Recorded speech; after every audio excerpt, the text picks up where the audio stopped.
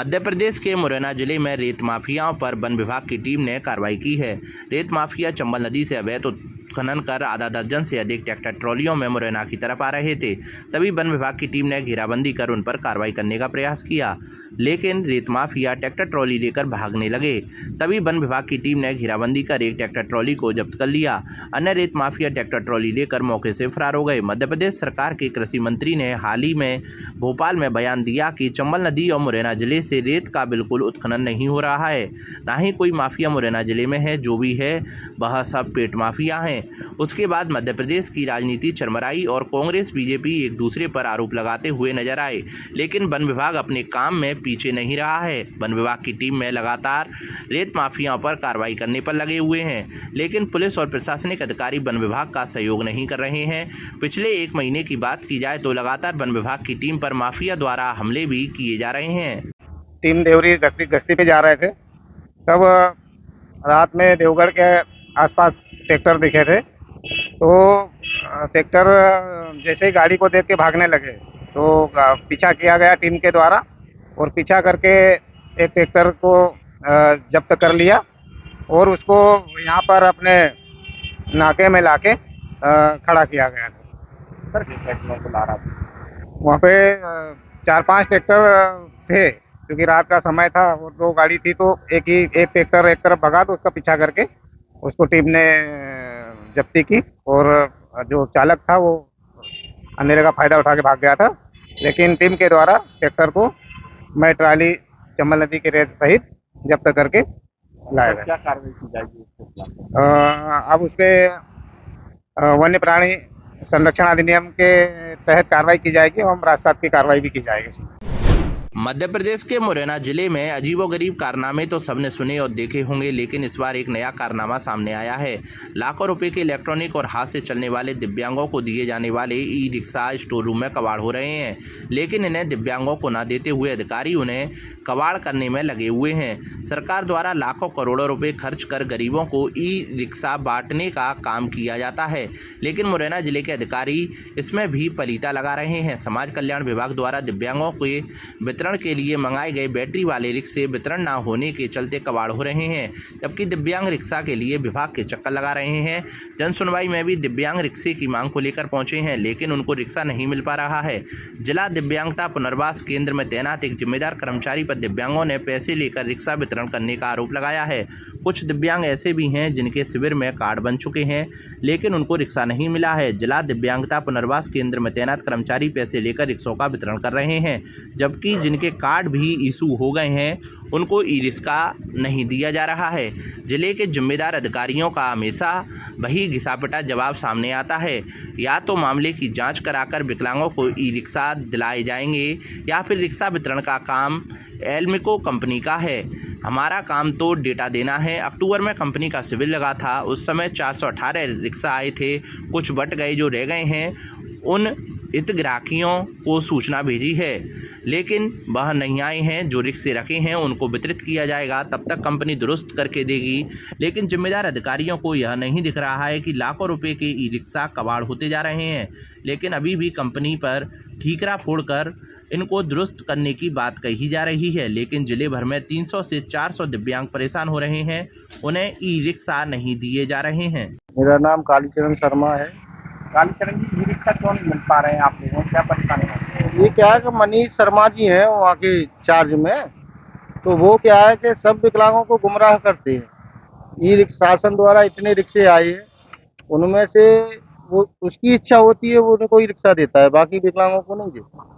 नहीं, कबाड़ तो काफी कबाड़ हो रहे हैं, परंतु वो तो नए रिक्शों का भी पैसा लेता है। तो दिए क्यों नहीं जाते हैं? वो गुमराह कर देता है मनीष शर्मा।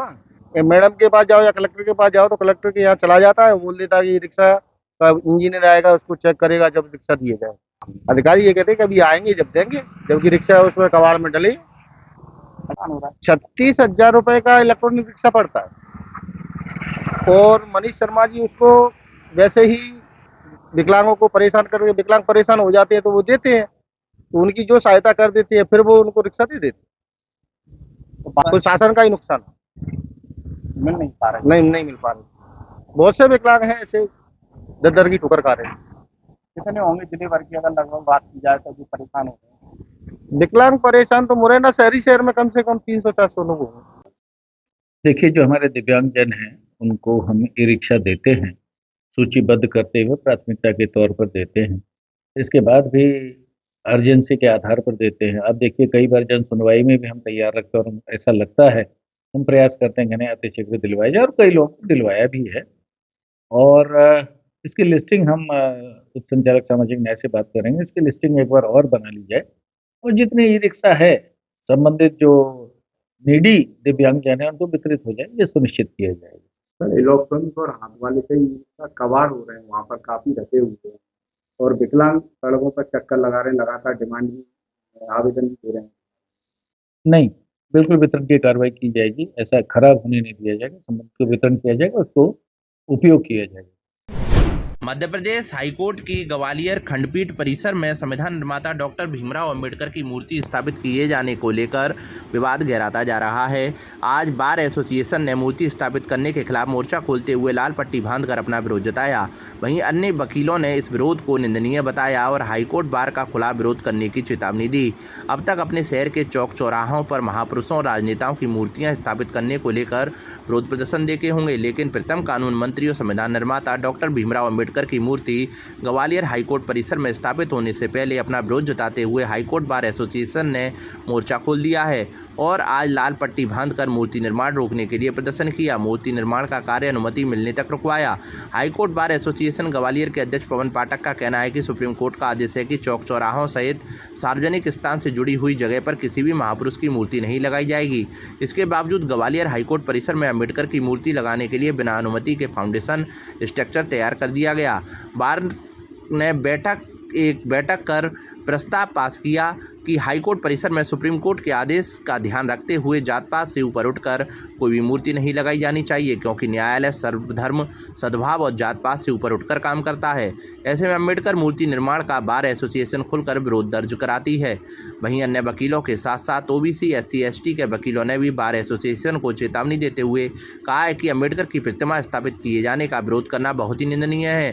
संविधान निर्माता एवं इस देश के प्रथम कानून मंत्री के तौर पर बाबा साहेब इस देश में अहम योगदान है और आज हाईकोर्ट बार उस महान व्यक्ति के विरोध में खड़ी हुई है। बाबा साहब के चाहने वाले एडवोकेट भी अब हाईकोर्ट बार का खुला विरोध करेंगे। हम उच्च न्यायालय परिसर में एक मूर्ति लगाने का कोई प्रस्ताव किन्हीं लोगों द्वारा दिया गया, उस प्रक्रिया पर से कलेक्टर द्वारा मूर्ति लगाए जाने के लिए यहाँ एक गड्ढा खोद दिया, कार्रवाई की गई, उसका विरोध है। और यह उच्च न्यायालय है, यहाँ नियम कायदा से काम होता है और नियम कायदा यहाँ पूरे वो अपने विश्व भर का देखते हैं, मतलब पूरे भारत का नियम में कोई गलती होती है उसको कौन देखता है? कोर्ट, हाई कोर्ट देखता है, सुप्रीम कोर्ट देखता है। तो हमारे यहाँ ऑलरेडी नियम है, इस बिल्डिंग परिसर में कोई भी अगर कोई कुछ भी कार्यक्रम होगा, कोई भी निर्माण होगा, मूर्ति लगेगी, हटेगी, बनाएगी, कमरा बना, कुछ भी बनेगा, तो उसके लिए हाईकोर्ट की एक बिल्डिंग है जिनमें जजेज हैं, 5 जजेज की कमेटी है। वो कमेटी इसको पारित करती है। पारित करने के बाद में उसका बजट सेक्शन होता है मध्य प्रदेश शासन द्वारा। उसके बाद में अप्रूव होने के बाद हमसे भी सहमति लेते हैं, पूछते हैं इसमें कोई आपत्ति तो नहीं है। उसके बाद में काम होता है। यहाँ क्या हुआ, तत्काल तुरंत जाके हमारे एक फर्जी लेटर पर बार के द्वारा किसी ने 4-5 लोगों के द्वारा एक फर्जी लेटर जारी किया गया। उसको बार का लेटर मानते हुए ये मूर्ति लगाने की कार्रवाई कलेक्टर द्वारा संचालित करेगी, जो कि टोटली इलीगल है, विधिक प्रक्रिया के विरुद्ध है। माननीय उच्चतम न्यायालय का भी सुप्रीम कोर्ट का एक ऑर्डर है 2016 का, उसमें भी उन्होंने कही है कि पब्लिक पैलेस पे कोई मूर्तियाँ ये लगाने का जगह नहीं है, ये राजनीतिक जगह है और राजनीतिक के लिए न्यायालय जगह नहीं है। पब्लिक पैलेस पर रोडों पर मूर्ति किसी की भी लगा दी, वो अपने जिन लोगों को लगानी है वो अपने अपने जगह पर लगाएं, प्रस्तावित करें, पार्क बनाएं, अपनी अपनी जगह खरीदें। राजनीतिक पार्टियों का इशू है न्यायालय पर्सन में। मेरा कुछ लोगों ने यहाँ थोड़ा सा एक समस्या उसमें समझने में गलती करी है कि हम जो डॉक्टर भीमराव अंबेडकर ना उनकी मूर्ति का विरोध कर रहे हैं। हमारा उनका कोई विरोध नहीं है। जो भी जिस व्यक्ति को भारत रत्न की उपाधि मिलती है वो बाकी में महान होता है, और जो भी कोई आदमी स्वतंत्रता संग्राम सेनानी रहा हो, पूरे पुराने रहे हो, तो वो हमारे आदरणीय होते हैं और अनुकरणीय होते हैं। लेकिन हमारा उनका विरोध नहीं है। हमारा पूरा विरोध है कि प्रक्रिया का, कि प्रक्रिया से आप खेलो नहीं, और उस प्रक्रिया के पीछे बहुत कुछ कारण है। हमारी न्यायालय की गरिमा खराब होगी, इसलिए मैं उसको आपको बता नहीं पा रहा हूँ। आगे जरूरत पड़ी तो मैं उसको ओपन करूँगा। इस पूरी प्रक्रिया में मूर्ति नहीं अम्बेडकर जी को बदनाम किया जा रहा है। अम्बेडकर जी की मूर्ति लगाने के नाम पे जो प्रक्रिया हुई है, जो कलेक्टर के जो हुई है, वो प्रक्रिया खराब है। वो इस पूरी हाईकोर्ट के जजेस की वैल्यू खराब करती है। वो प्रक्रिया का हमारा विरोध है, क्योंकि अगर न्याय सुरक्षित नहीं रहा तो आम आदमी को किसी को न्याय नहीं मिलेगा। हमारे बार के अधिकारियों ने एक रिजोल्यूशन पास किया कि हमारे यहाँ हमें यही समझ में नहीं आया, ना तो किसी हाईकोर्ट का आदेश है, ना चीफ जस्टिस का आदेश है, किसी के आदेश के बगैर एक ऐसा चबूतरा बना दिया, गड्ढा खोद के मालूम नहीं क्या करने जा रहे हैं। तो पता चला कि अंबेडकर की मूर्ति लग रही है। सवाल ये नहीं है कि अंबेडकर की लग रही है, राम जी की लग रही है। सवाल ये है कि हाईकोर्ट के प्रेमाइसेस में बिगर किसी अथॉरिटी के, बिगर किसी ऑर्डर के कोई मूर्ति लगना या उसमें खोदना, उसका डिस्टर्ब करना, वो किसकी अनुमति से हो रहा है, इस बात का विरोध है। दूसरा विरोध ये है कि क्यों अंबेडकर की लगे, ना जात है ना बात है, ये कोई मतलब नहीं है। जब सुप्रीम कोर्ट ने ही कह रखा है कि कोई भी मूर्तियां इस तरह की कहीं स्थापित नहीं होना चाहिए, ना राम जी की हो, ना कृष्ण जी की हो, ना हनुमान जी की हो, ना अंबेडकर की हो, किसी की नहीं हो, तो क्यों लगाई जा रही है, किसके आदेश से, कौन खर्च इसका उठा रहा है, ये आज तक किसी को नहीं पता। मीडिया को भी नहीं पता, हम लोगों को भी नहीं पता। हमने रजिस्ट्रार साहब से भी पूछा ये किसके आदेश से, वो कह रहे हैं साहब मुझे भी नहीं पता। तो ये कैसे हो रहा है, ये हमें समझ में नहीं आ रहा। हम पहले इसके चाहते हैं कि ये हमारे आदेश जो दिखाएं किसके आदेश से चल रहा है। हमने इंजीनियर से भी पूछा PWD के, वो कहता है साहब हमें भी नहीं पता किसके आदेश से हो रहा है। तो किसके आदेश से हो रहा है, इसलिए हमने आज काम रुकवा दिया है। अब काम तभी चलेगा जब हमें ये आदेश दिखाएं पहले, उसके बाद हम आगे बढ़ेंगे। नहीं तो हम नहीं होने देंगे। हम अपने उच्च न्यायालय का सौंदर्यीकरण खत्म नहीं होने देंगे। वो जात बिरादरियाँ कल चलेंगी, एक क्षत्रिय कहेगा फलाने की लगाओ, ब्राह्मण कहेगा कि परशुराम लगाओ, जैन कहेगा साहब महावीर स्वामी की लगाओ। ये कौन सी तो कोई क्या हाईकोर्ट इसलिए है सबके लिए समानता का व्यवहार करने के लिए न्याय व्यवस्था की गई है, इसलिए नहीं की गई कि यहाँ पे पक्षपात हो। अभी हाल ही के दिनों में ग्वालियर उच्च न्यायालय अभिभाषक संघ के एडवोकेटों के द्वारा संविधान निर्माता प्रथम कानून मंत्री बाबा साहब अम्बेडकर की मूर्ति को लेकर एक ज्ञापन सौंपा, जिसमें उस ज्ञापन में ये मांग थी कि भारत के संविधान निर्माता बाबा साहब अम्बेडकर की मूर्ति उच्च न्यायालय खंडपीठ ग्वालियर के परिसर में उनके भव्य रूप से मूर्ति का प्रतिमा लगाया जाए। हाल ही अभी सूत्रों के हवाले से पता चला है कि उच्च न्यायालय अभिभाषक संघ के द्वारा उस मूर्ति का विरोध किया जा रहा है, जबकि माननीय उच्च न्यायालय सुप्रीम कोर्ट के द्वारा जहां तक कि जबलपुर में बाबा साहब अम्बेडकर का स्टेचू न्यायालय में लगा हुआ है। अभी आप देख रहे होंगे कि भारत की सर्वोच्च न्यायालय सुप्रीम कोर्ट के अंदर बाबा साहब अम्बेडकर का एक भव्य रूपी स्टेचू लगा हुआ है। और बाबा साहब अम्बेडकर ने इस देश के लिए एक हमें अच्छा संविधान दिया, उसके बावजूद अगर इस प्रकार से विरोध प्रदर्शन अगर हमारे बाहर के लोग करते हैं, कहीं न कहीं मानसिकता छोटी है। हम पूर्ण रूप से जो चीफ जस्टिस साहब ने जो एक भव्य रूप की मूर्ति के लिए अनुमति दी है अपने उच्च न्यायालय ग्वालियर में, उनका हम स्वागत करते, समर्थन करते हैं। और हम मांग करते हैं कि इस निर्माण में किसी भी प्रकार की व्यवधान ना आए और भव्य रूप से बाबा साहब अम्बेडकर का मूर्ति लगाया जाए। धौलपुर जिले के पुराना जिला अस्पताल के ब्लड बैंक में शहीद भगत सिंह की पुण्यतिथि पर रविवार को स्वैच्छिक रक्तदान शिविर का आयोजन किया गया। शहर के लोगों ने शिविर में बढ़ चढ़कर हिस्सा लिया। ब्लड बैंक प्रभारी मुकेश शर्मा ने बताया कि 23 मार्च को शहीद भगत सिंह की पुण्यतिथि है, उनकी स्मृति में यह विशेष शिविर आयोजित किया गया है। शर्मा ने वीडियो संदेश के जरिए लोगों से रक्तदान की अपील की थी। उन्होंने कहा कि रक्तदान से गंभीर मरीजों की जान बचाई जा सकती है। कार्यक्रम में सभी रक्तदाताओं को प्रमाण पत्र देकर सम्मानित किया गया। आयोजकों का कहना था कि इस तरह के शिविर समाज में रक्तदान के प्रति जागरूकता बढ़ाते हैं, साथ ही यह एक सकारात्मक संदेश भी देते हैं। आज दिनांक 23 मार्च 2025 को शहीद भगत सिंह जी की पुण्यतिथि पर एक श्रद्धांजलि रक्तदान शिविर का आयोजन किया जा रहा है। और ये रक्तदान शिविर पूर्ण रूप से शहीद भगत सिंह जी के लिए हमारे श्रद्धांजलि होगी हमारी। और मैं इस अवसर पर देश के युवाओं से, धौलपुर के युवाओं से अपील करता हूँ कि वह रक्तदान कर शहीद भगत सिंह जी को श्रद्धांजलि प्रकट करें।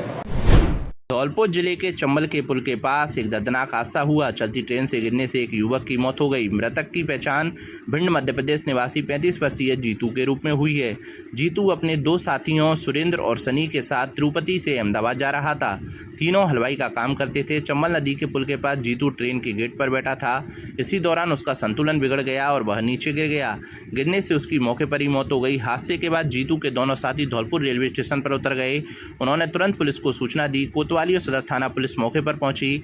पुलिस ने सबको जिला अस्पताल की मोर्चरी में रखवाया है। परिजनों को सूचना दे दी गई है।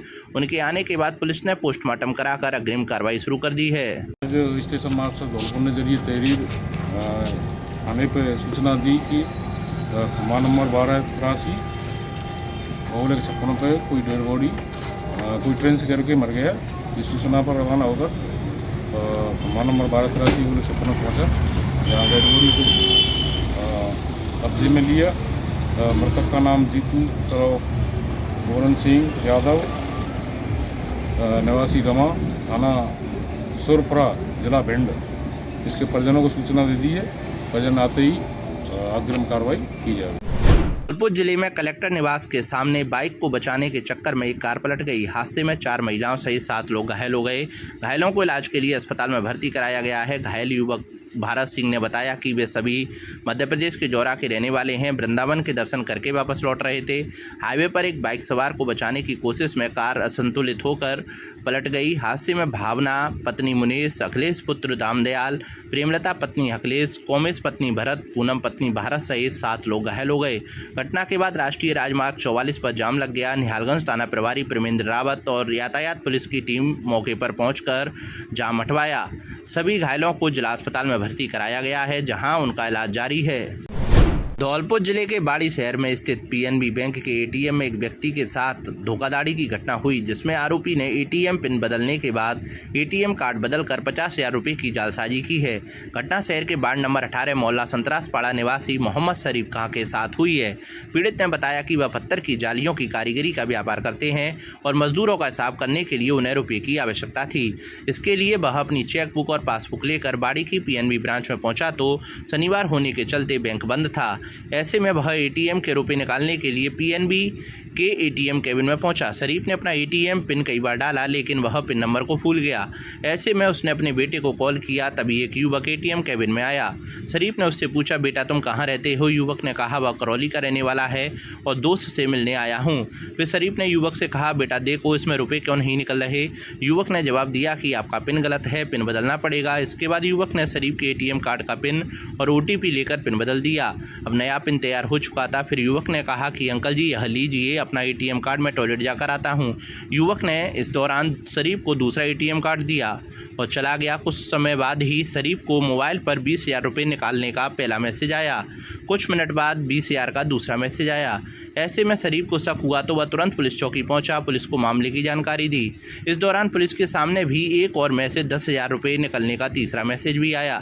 इस दौरान किसी तरीके से शरीफ ने बाकी रुपये अपने बेटे के खाते में ट्रांसफ़र करवा दिए। मामले को लेकर टाउन चौकी इंचार्ज श्याम सुंदर शर्मा ने बताया कि शनिवार को बैंक की छुट्टी थी, रविवार को भी बैंक बंद रहा है। ऐसे में सोमवार को बैंक खुलने पर CCTV फुटेज और बैंक से डिटेल लेकर मामले की जाँच की जाएगी। साथ ही धौलपुर साइबर थाने में मामला दर्ज करने के लिए पीड़ित को भेजा गया है। मामला हुआ कि मैं पैसे निकालने आया था अपने एटीएम से, मजदूरों को हिसाब करना था, तो मैं चेक बुक लेके आया। मैं पंजाब बैंक से खाते से निकाल लूँगा चेक से, बैंक बंद थी तो बगल की में एटीएम है, उसमें मैंने एटीएम में डाल के नहीं पैसे निकाल लिया। मैं उसका कोड भूल गया नंबर, तो मैंने अपने बच्चे से पूछा तो बता एक लड़का आ गया, मैं बेटा आप कहाँ के हो? तो वो लड़का बोला कि मैं करौली का हूँ और चौकी में मेरा दोस्त रहता, उससे मिलने आया हूँ। चौकी के बगल में मेरी पत्थर जाली की दुकान है। मैंने ये चौकी है तो जानते हुए होगा, मेरे बता दिए तो उन्होंने डलवाया तो निकल ही नहीं रही तुम्हारी भाई तुम कोड भूल गए हैं, तुम ऐसा करो दूसरा कोड बना लो और तुम्हारे मोबाइल में वो आएगा OTP।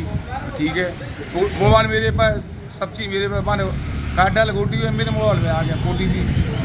अब मैंने वहाँ OTP ना माने पता नहीं किस चालाकी से ATM बदल लिया और लेके नहीं गए निकालो, जब तक वो कि मैं अभी देखा पेशाब कर आऊँ, फिर मैंने मोबाइल से पैसे निकाले ATM से। अब मुझे नहीं मालूम कब मैंने ATM बदल दिया मेरा, अब वो निकल के चले गए और देख रहे हैं बाद मुझे मिला नहीं। इसका क्या 2 मिनट में तो मेरे 20,000 रुपये कट गए। 20,000 रुपये कट गए, मैं सामने वाली दुकानों पर पहुँचा हुआ हूँ। ऐसा ऐसे मेरे 20,000 रुपये कट गया, आप पक्के चौकी पे जाओ। मैं भागा हुआ चौकी पे गया पुलिस में रिपोर्ट करने के लिए, तो उन्होंने कि ऐसा तो मत थाने पे जाओ, कोतवाल साहब से कहो। जब तक उनसे बात कर रहे हैं, और बात करते करते 10,000 रुपये कट गई और वहाँ से भगाऊँगा चौकी के लिए, जब तक 20,000 रुपये मैं तो घबरा गया। और मैंने बाकी के 16,000 बचे, 16,000 मैंने अपने लड़के के खाते में डाल दिए नोएडा। अब वही 16,900 गए और बाकी मेरे 50,000 रुपये कटे। टोटल 50,000 रुपये निकल गए। 50,000। और आप साइबर थाने में शिकायत दर्ज कराने जा रहे हैं? थानेदार जी है, बट ने कुछ जवाब ही नहीं दिया। साइबर थाने में जाओ, ये बोल रहे हैं। धौलपुर जिले के बाड़ी में राजस्थान अनुसूचित जाति जनजाति पिछड़ी जाति अधिकारी कर्मचारी संयुक्त महासंघ के जिलाध्यक्ष मोहर सिंह बौद्ध के नेतृत्व में राजस्थान के मुख्यमंत्री भजनलाल के नाम एक ज्ञापन बाड़ी SDM भगवत शरण त्यागी को सौंपा गया। ज्ञापन में पुलिसकर्मियों को साप्ताहिक अवकाश देने के साथ समयबद्ध पदोन्नति देने के साथ वेतन विसंगतियों को दूर करने की मांग की है।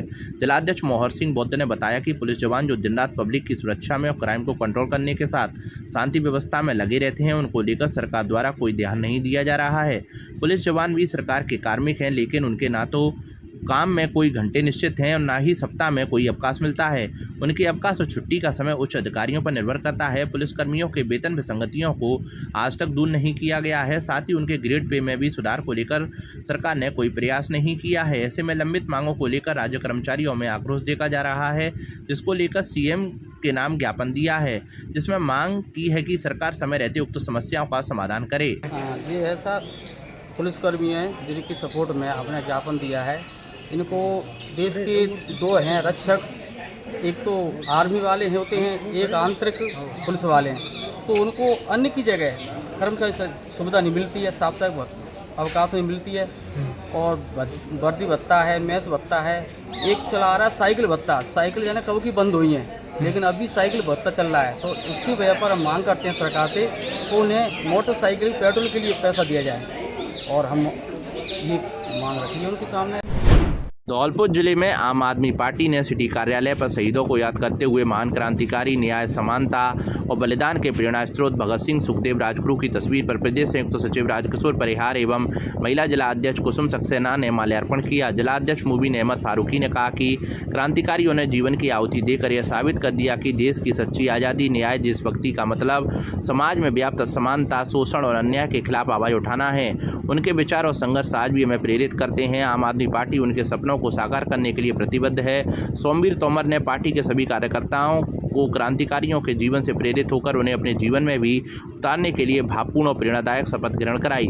पंकज शर्मा ने कहा कि यह शपथ केवल शब्द नहीं बल्कि एक संकल्प है। हम शहीदों के बलिदानों को व्यर्थ नहीं जाने देंगे। जहां हर नागरिक को समान अधिकार और सम्मान मिले, जहां गरीबी, भ्रष्टाचार और असमानता का कोई स्थान ना हो। राजस्थान पंचायती राज अतिरिक्त एवं सहायक विकास अधिकारी संघ जिला शाखा धौलपुर की कार्यकारिणी का निर्विरोध निर्वाचन संपन्न हुआ। जिलाध्यक्ष पद पर राम भरत सिंह गुर्जर, उपाध्यक्ष मनोज सिंह व प्रेमपाल सिंह व जिला मंत्री के पद पर हुतम सिंह, संयुक्त मंत्री के पद पर रविंद्र सिंह राणा, कोषाध्यक्ष सुनील कुमार शर्मा, प्रवक्ता रघुवंश कुमार तथा प्रदेश प्रतिनिधि के पद पर राजेश शर्मा का निर्विरोध निर्वाचन संपन्न हुआ। निर्वाचन कार्यक्रम कुलदीप सिंह, जिला अध्यक्ष भरतपुर, निर्वाचन अधिकारी एवं भूदेव प्रसाद शर्मा, प्रदेश प्रतिनिधि भरतपुर के पर्यवेक्षण में किया गया। इस मौके पर शिवदत्त गोस्वामी, प्रताप सिंह चौहान, सुरेंद्र मीणा, धर्मप्रकाश त्यागी, रामदीन सिंह, राघवेंद्र सिंह, ब्रजेश शर्मा, दीवान सिंह, प्रमोद शर्मा, अनिल गोयल, फिरोज खान आदि उपस्थित रहे। धौलपुर जिले में जैन धर्म के प्रवर्तक देवादिदेव भगवान आदिनाथ जन्म कल्याणक एवं रथ यात्रा महोत्सव हर्षोल्लास और भक्तिभाव के साथ मनाया गया। प्रातः स्वर्ण कलशों से श्री जी का अभिषेक, विश्व कल्याण के लिए शांति धारा और इसके उपरांत 10 बजे शोभा यात्रा आदिनाथ दिगंबर जैन मंदिर से प्रारंभ होकर शहर के सभी मार्गों से होती हुई जैन मंदिर पर रथ यात्रा का समापन किया गया। जैन समाज के अध्यक्ष धनेश जैन ने बताया कि शोभा यात्रा का शहर में जगह जगह आरती कर स्वागत किया गया और सायंकाल को भक्तामर स्तोत्र पाठन महाआरती का आयोजन किया गया। इस मौके पर जैन समाज के महिला और पुरुष मौजूद रहे। राजाखेड़ा में भगवान आदिनाथ का मनाया जन्म कल्याणक महोत्सव। CSC पर मरीजों को बांटे फल। धौलपुर जिले के राजाखेड़ा में आज रविवार सुबह 11 बजे भगवान आदिनाथ का जन्म कल्याणक महोत्सव मनाया गया।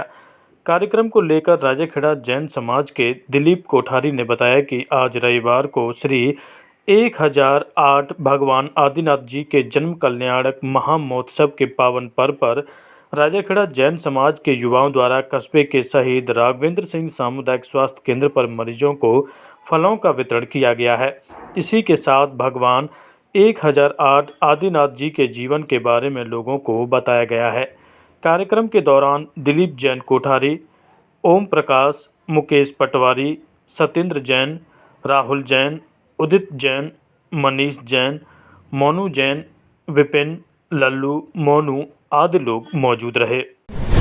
राजाखेड़ा उपखंड में सरकार द्वारा चलाए जा रहे फॉर्मर रजिस्ट्रेशन अभियान को लेकर राजाखेड़ा तहसीलदार दीप्ति व मुरैना नायब तहसीलदार हरिओम शर्मा ने रविवार को राजाखेड़ा तहसील अंतर्गत आने वाले सभी पटवार मंडलों का निरीक्षण कर संबंधित पटवारियों को अधिक से अधिक फॉर्मर रजिस्ट्रेशन का लाभ उठाने की अपील की। तहसीलदार दीप्ति ने बताया कि सरकार की योजना का ज़्यादा से ज़्यादा किसान लाभ उठाएं और जो भी किसान रजिस्ट्री से वंचित रह गए हैं वह शीघ्र फॉर्मर रजिस्ट्री करवाकर योजना का लाभ उठाएं, जिसके अंतर्गत बीचकापुरा, परसुआपुरा, देहौली, शेखपुर सहित कई जगह पर जाकर किसानों को उत्साहित किया।